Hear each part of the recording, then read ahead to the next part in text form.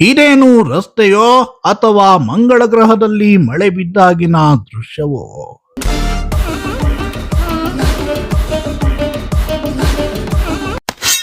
ಶಿರಸಿಗೆ ರೈಲು ತರಲು ಹೊರಟಿರೋ ಸಂಸದರೇ ಹಾವೇರಿ ರಸ್ತೆ ಕಡೆಯೂ ಒಮ್ಮೆ ಮುಖ ಹಾಕಿ.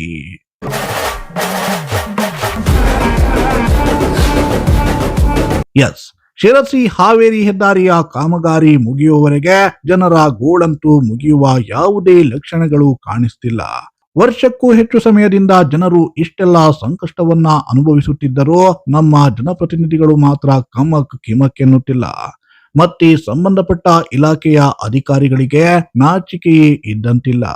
ಇನ್ನು ಹೆದ್ದಾರಿಯ ಗುತ್ತಿಗೆ ಪಡೆದಿದ್ದಾನಲ್ಲ ಆ ನೀಚ ಗುತ್ತಿಗೆದಾರ, ಅವನಿಗಂತೂ ಮಾನ ಮರ್ಯಾದೆ ನಾಚಿಕೆ ಯಾವುದು ಇರೋದಕ್ಕೆ ಸಾಧ್ಯವೇ ಇಲ್ಲ.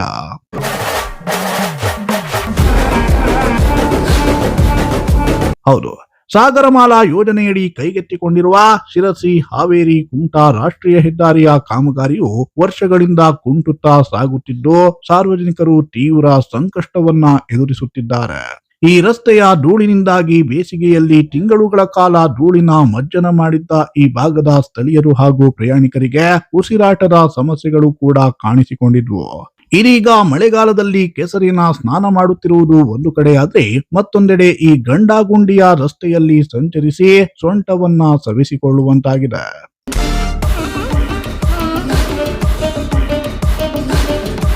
ಈಸಳೂರು, ಎಕ್ಕಂಬಿ ಸೇರಿದಂತೆ ಹಲವು ಕಡೆಗಳಲ್ಲಿ ಇಡೀ ರಸ್ತೆಯೇ ಗುಂಡಿಮಯವಾಗಿದ್ದು, ಒಂದು ರೀತಿ ಮಂಗಳ ಗ್ರಹದಲ್ಲಿ ಮಳೆ ಬಿದ್ದರೆ ಹೇಗೆ ಕಾಣಿಸಬಹುದು ಆ ರೀತಿಯಾಗಿ ಭಾಸವಾಗುತ್ತಿದೆ.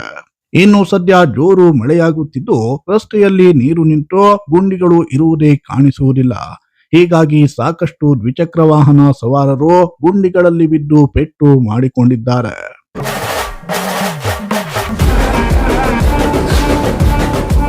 ಇನ್ನು ನಿಮ್ಮ ಹೊಸ ವಾಹನವನ್ನೇನಾದ್ರೂ ಈ ರೋಡಿಗೆ ತಂದು ಬಿಟ್ರೆ ಮುಗಿದೇ ಹೋಯ್ತು ಕತೆ.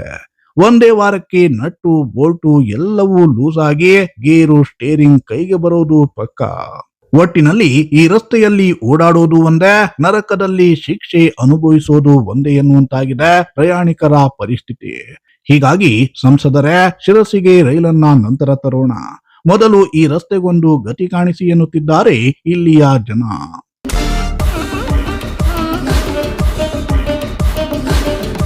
Bureau report, Sirsi news.